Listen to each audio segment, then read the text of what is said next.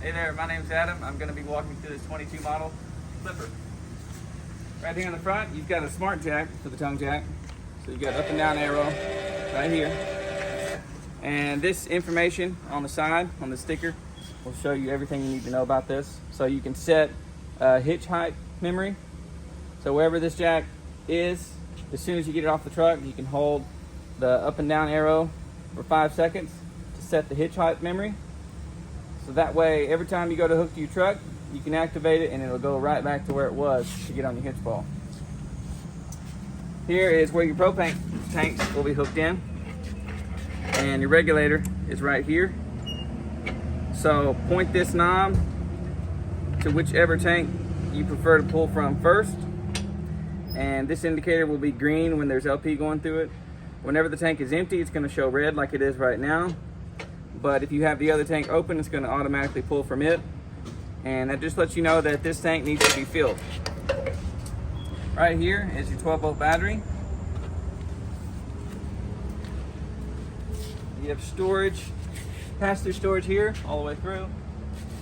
This is the jack crank for your stabilizer jacks. You have 4, 1 on each corner. That's also a 3/4 inch socket if you want to use an impact driver.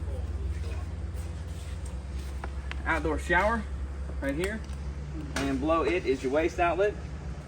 You have black tank on the right, which is your toilet, gray on the left, that's shower and sink water. This is refrigerator access panel right there. That's your furnace vent. This is where you're going to fill the fresh water, right here on this cap. That's for your potable water if you're not going to have a city water hookup. And right below, behind the stabilizer jack, there's a little plug, a little line coming out. Take that plug out to drain the fresh tank. And then below it is your city water fill, or your city water connection. We recommend using a pressure regulator on the end of your hose while hooked into city water. Cable satellite hookup right there for your TV. And this is the 30 amp service unit. Here is the water heater. So your drain plug is right there on the bottom to winterize, and the pressure relief valve is right there. The controls for it on the inside of the camper. You have storage there with a spare tire next to it.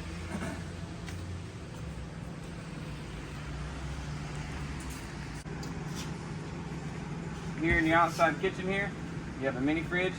So this is plugged into 120. So it's not going to run off the battery, but anytime your shore power is hooked up, that's going to be on. I'm going to go ahead and run the electric awning out. So anytime you're operating the awning, you want to make sure there's no objects in the way, like trees or limbs, cars, anything like that. And also you want to watch the wind. If the wind gets up around 10-15 miles an hour and starts rocking the fabric, go ahead and just retract it. And right about there is where you want to let your finger off the button. And then if you want to make any kind of pitch adjustment, pull this arm down, tighten up this knob to adjust the pitch of the awning. Now make sure that's loose whenever you go to retract it.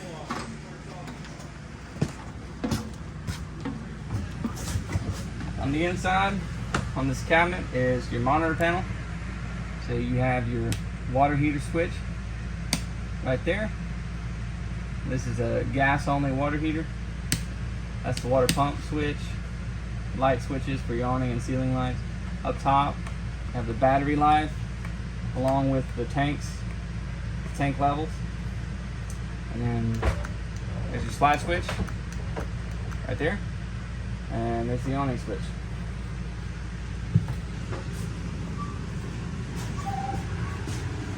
Down here is the stereo. So this has Bluetooth capability, so you can hook your phone to it, play music. Also, different speaker zones for inside, outside speakers. This is a 3-burner range. So what you do to light it, turn the eye on high, and then hit the sparker over here. And when you have LP hook, it's going to ignite. Same way with the oven. Put it to the flame, that's your pilot. Hold that button in, and then keep hitting your sparker over here until it lights. Above that is the exhaust fan. Fan right there, light switch right there. And you have your microwave up top. Down below the oven is your distribution panel. Here's all the 120 breakers. Here's what they go to. And then right here is your 12 volt fuses, also labeled what each one goes to. And next to it is your carbon monoxide / propane leak detector. This is wired in straight to your battery, so you don't have to worry about changing out batteries. That's what that sounds like. If you hear that sound, you have a leak in the unit somewhere.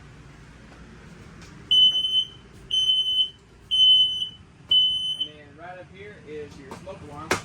It runs off a 9 volt battery that you have to check every so often. This fridge is a RV gas electric fridge, but right now we've got the fridge on, we're plugged into shore power. That means we're running on electric. So if we were to unplug the power cord, then this little light is going to switch to orange. That means you're running off propane. And if it turns to red, that means there's an issue. Either it ran out of propane or it failed to ignite. Right here is the thermostat. So if you want to change modes, you're going to do everything from this one switch right here. So right now we're in cool high. Say we want to go to cool low auto, or cool high auto. I recommend cool high auto when you're running this air, especially in hot temperatures. And then you have fan speed, low, high, and then there's cool, and there's your heat option, very last option. And you can adjust the temperature whenever you're in cool mode right here on the top with those little arrows. Coming into the bathroom, you have GFCI outlet located right here on the wall. So many of these receptacles in here are tied into this one. If it's tripped like that, that little light's going to be on, and that means that it tripped and your plugs aren't working. Come here, reset it just like that. Up here on the ceiling is your exhaust fan. So crank it up, turn your switch on right there to vent out the bathroom. Your toilet and a foot valve right there on the floor to flush the toilet. Inside the bedroom, there is plenty of storage underneath the bed. Also, you have a USB port right here. Plug in your cell phone. Then emergency exit right there. Straight above that is where you're going to hook in your TV. There's your coax hookup. And then that sticker indicates the stud in the wall to mount a TV bracket. Thank you for watching this video. If you have any more questions, give us a call at 270-247-0333 or visit our website at Riley'sRVWorld.com.